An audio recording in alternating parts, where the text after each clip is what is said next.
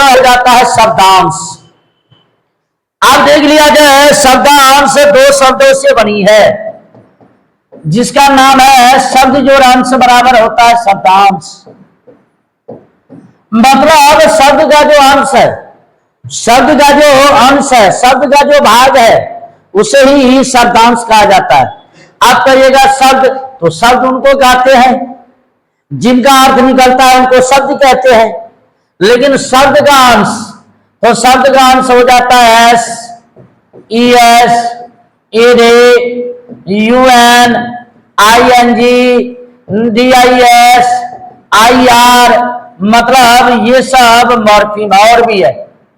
जैसे हो जाएगा प्रो, बहुत सारा ऐसा वर्ड है। लेकिन बाबू इनको आप डिक्शनरी में खोजना, आप खोजना, गूगल बाबा के पास भी जाना और बोलना Google Baba what is the meaning of S, what is the meaning of S, what is the meaning of ED, what is the meaning of UN.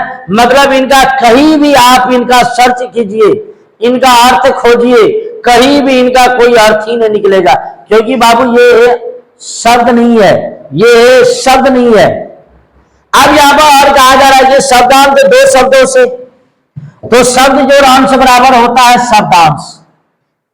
अब एक बात जान लिया जाए, जिस प्रकार मैथ्स का हीरो जीरो को कहा जाता है, the hero of mathematics is zero. Babu zero is nothing but nothing is everything. अरे जीरो कुछ नहीं है, लेकिन जीरो सब चीज है। कहने का मतलब है कि बाबरे जिस प्रकार मैथ्स का हीरो हो जीरो को कहा जाता है, अब जीरो का इंतजार सब करता है, 1 2 3 4 5 6 7 8 9।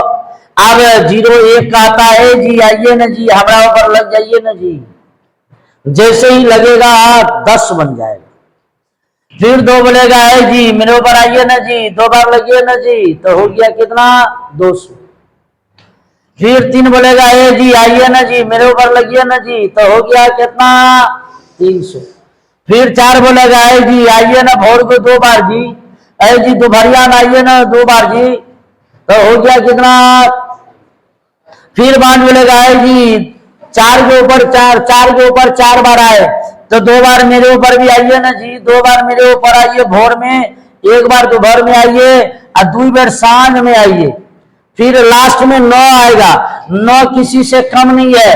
9 बोलेगा है जी आइए ना, आपको टेंशन नहीं लेना है, 3 बार सुबह में आइए और 3 बार दोपहरिया में आइए और 3 बार है ना शाम में आइए, संध्या में आइए। और जीरो यह भी कहता है, जीरो यह भी कहता है कि जो हमसे टकराएगा, जो हमसे टकराएगा, जो हमसे टकराएगा चूरम चूर हो जाएगा।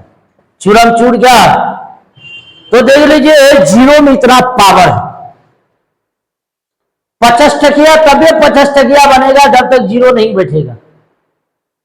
तो जीरो बहुत बड़ा चीज है।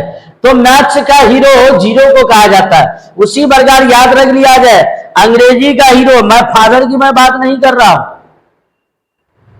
ये हीरो है, ये जो अब अंग्रेजी का हीरो है। अब यहां पर और देख लिया, आप कहिएगा सर कैसे हीरो है। आप थोड़ा देर के लिए जानिए कि आपके पिताजी ईमानदार आदमी है, आपके पिताजी ईमानदार आदमी है। अब देख लिया जाए, ये 20 लग गया आगे, आपके पिताजी के आगे अगर 20 लगा दे तो पहले ईमानदार थे अब हो गए बेईमान, पहले ईमानदार थे अब क्या हो गए बेईमान।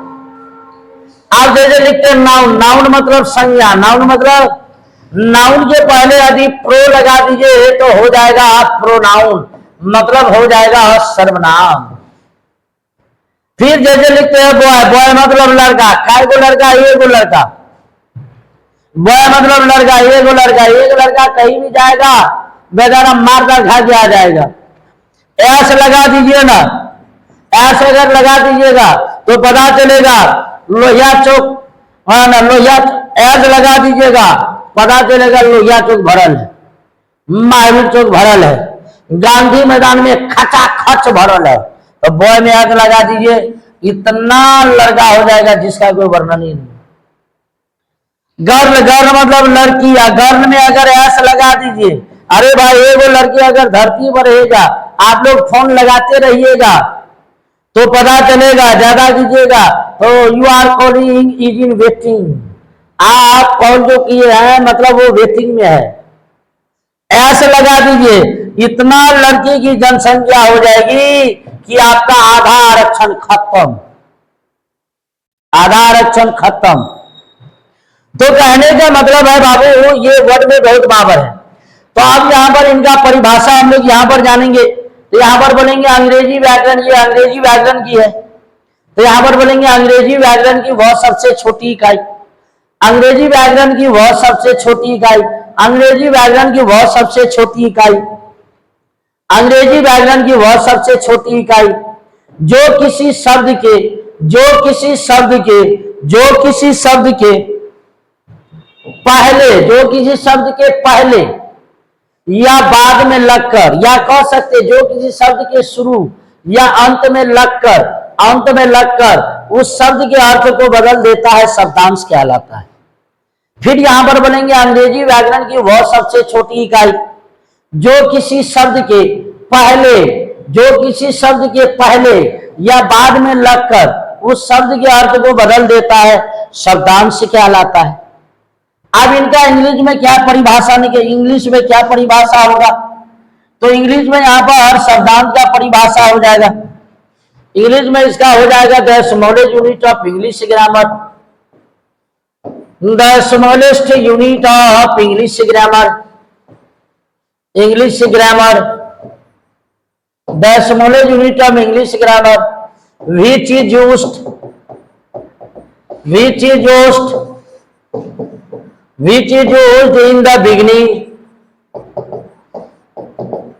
or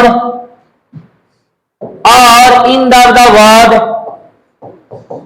end of the word and change the form of, and change the form of main word, main word is called morpheme, is called morpheme. Change the form of main word is called morpheme.